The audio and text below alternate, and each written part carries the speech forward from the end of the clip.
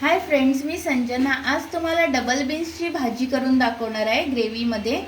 तर हे अशा प्रकारचे डबल बीन्स असतात। तर तुम्हाला दाखवते मी। हे बघा, असे हे ड्राय बीन्स असतात। हे आपल्याला रात्रभर भिजत घालायचे आहेत, त्यानंतर हे असे मोठे होतात। तर आता आपण हे व्यवस्थित धुवून घेऊया आणि कुकरमध्ये लावून घेऊया।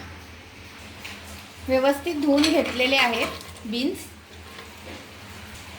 लागेल तितकं पाणी घालून घेऊया। आता कुकर लावलेला आहे, 3 ते 4 शिट्ट्या काढून घेऊया। तर एकीकडे मी डबल बीन्स कुकरला लावलेले आहेत आणि बाकीचं साहित्य काय काय लागणार आहे बघूया।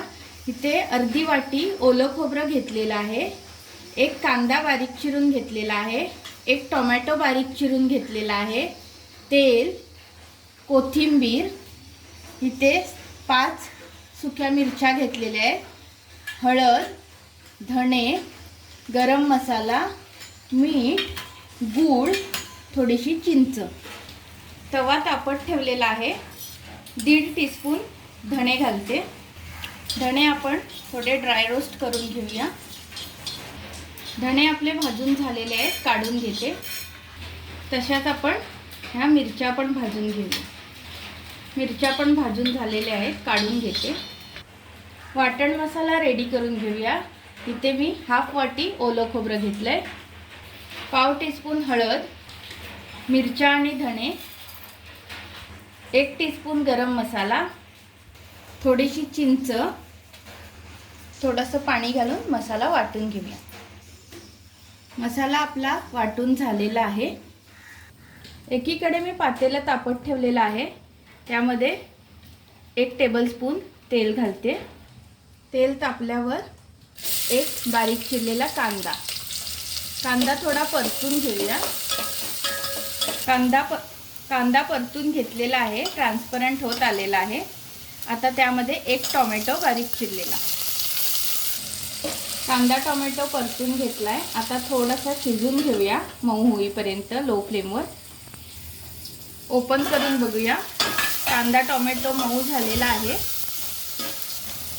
आता यामध्ये वाटलेला मसाला घालूया। जरासा मसाला परतून घेऊया। एकीकडे आपला कुकर पण झालेला आहे, डबल बीन्स व्यवस्थित शिजलेले आहेत। आता हे शिजलेले डबल बीन्स आपण मसाल्यामध्ये घालून घेऊया। मिक्सरमधलं थोडंसं पाणी घालून घेऊया। चवीपुरतं मीठ घालूया, थोडंसं चवीपुरतं गूळ। आता ह्याला छान उकळी येऊ देऊया। फ्रेंड्स, आपल्या डबल बीनच्या ग्रेव्हीला छान उकळी आलेली आहे, तुम्ही बघू शकता। आणि कन्सिस्टन्सी तुम्ही हवी तशी ठेवू शकता। फ्लेम ऑफ करते आणि सर्व करून दाखवते। फ्रेंड्स, आपली डबल बीनची ग्रेव्ही रेडी झालेली आहे।